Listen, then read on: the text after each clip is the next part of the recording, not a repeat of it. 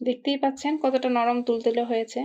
শীতের দিনে যদি থাকে এরকম ধোয়া ওঠা নরম তুলতুলে পিঠা তাহলে আর কি চাই বলুন তো? এই পিঠাটা এতটাই দেখতে সুন্দর যে দেখলেই মন ভরে যায়। আমি আপনাদের একটু ভেঙে দেখাচ্ছি। দেখুন ভেতরের পুরটা কত সুন্দর হয়েছে। এই ব্যতিক্রমধর্মী পিঠাটি খুব কম সময়ে এবং ঘরে থাকা কিছু উপকরণ দিয়ে খুব সহজেই বানিয়ে নেওয়া যায়। আশা করি আপনারা এবারে শীতে ট্রাই করবেন। যদি ভিডিওটি ভালো লেগে থাকে চ্যানেলটি সাবস্ক্রাইব করে পাশে থাকা বেল আইকনটি অন করে দিন। চলুন তাহলে রেসিপিটি দেখে নেওয়া যাক। বিসমিল্লাহির রহমানির রহিম।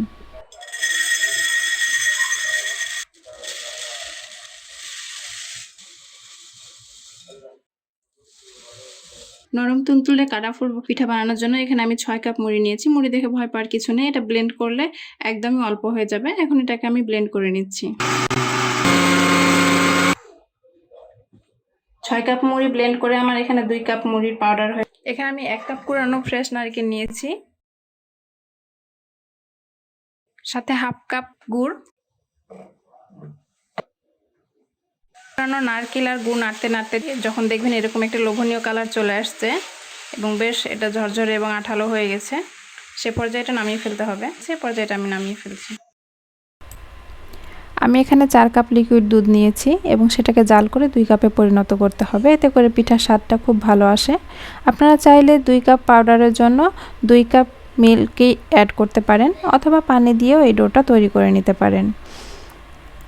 আমার দুধটা জাল করে যখন ২ কাপে পরিণত হয়ে যাবে সেই পর্যায়ে আমি এই পাউডারটা এর মধ্যে দিয়ে দিচ্ছি।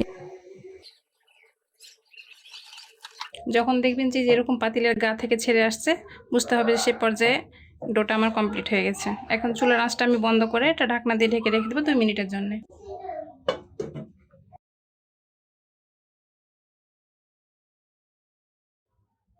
অপেক্ষা করছি একটু ঠান্ডা হওয়া পর্যন্ত, তারপর এটা আমি মধ্যে নিব। পিঠার ডোটা আমি ৫ মিনিটের মতো ঠান্ডা করে নিয়েছি।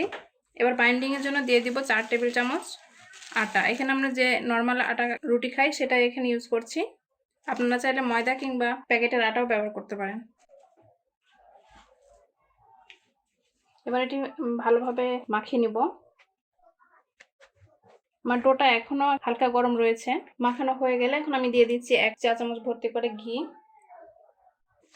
ঘিটা দিলে খুব সুন্দর একটা ফ্লেভার আসে, তাই চেষ্টা করবেন ঘিটা অবশ্যই দেওয়ার। তবে হাতের কাছে ঘি না থাকলে তেলও ইউজ করতে পারেন।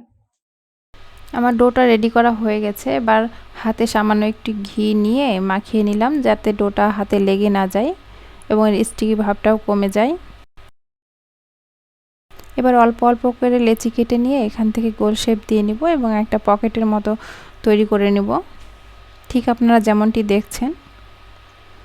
আমি হাতে গ্লোভস পরে আছি তাই এখানে একটা ভাঁজের সৃষ্টি হচ্ছে, তবে সিম্পল হাতে বানালে এই ভাঁজটা আর হবে না, একদম প্লেন হবে। এখন সামান্য একটু পুর নিয়ে এর মধ্যে দিয়ে মুখটা সিল করে নিতে হবে।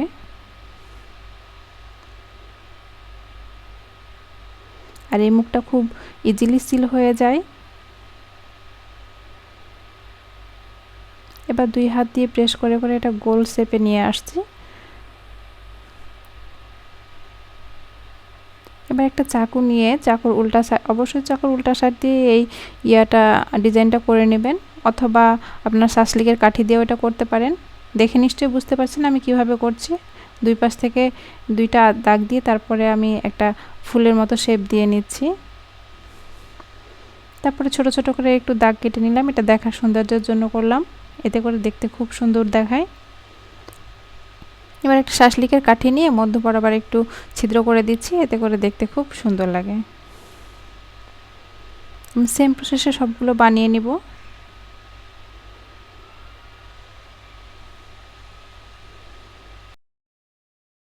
সেম প্রসেস সবগুলো পিঠা বানিয়ে ফেলেছি।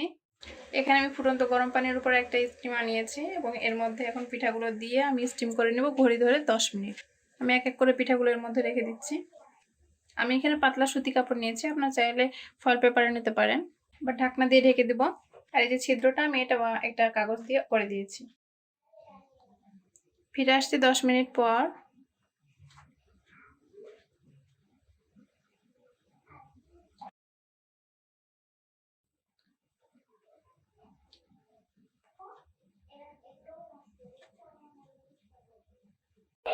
আমি এখানে কিছু স্যাফরন মিশিয়ে পানি রেখেছিলাম দেখার সৌন্দর্যের জন্য, সেটা আমি একটা কাঠি দিয়ে এভাবে দিয়ে দিচ্ছি স্যাফরন মিশ্রিত পানিটা। আপনারা চাইলে স্কিপ করতে পারেন। দেখতেই পাচ্ছেন কতটা নরম তুলতুলে হয়েছে। শীতের দিনে যদি থাকে এরকম ধোয়া ওঠার নরম তুলতুলে পিঠা, তাহলে আর কি চাই বলুন তো। এই পিঠাটা এতটাই দেখতে সুন্দর যে দেখলেই মন ভরে যায়। আমি আপনাদের একটু ভেঙে দেখাচ্ছি।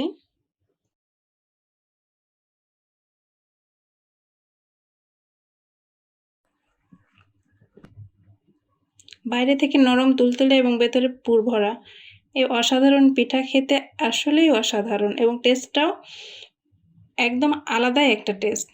আর এটা খেতে লাগলে দারুণ একটা বিষয় হচ্ছে কি, এটা খেতে গেলে মুড়ির একটা সুন্দর একটা ফ্লেভার পাওয়া যায়। দেখতেই পাচ্ছেন কি ইজিলি পিঠাগুলো হয়ে গেল। আশা করি আপনাদের ভিডিওটি ভালো লাগবে। যদি লেগে থাকে প্লিজ চ্যানেলটি সাবস্ক্রাইব করে পাশেই থাকবেন, সাথে লাইক, কমেন্ট এবং শেয়ার করে দিবেন। আর যারা ফেসবুক থেকে দেখছেন তারা পেজটি ফলো করে দিবেন। সবাই ভালো থাকবেন, সুস্থ থাকবেন। আল্লাহ হাফেজ।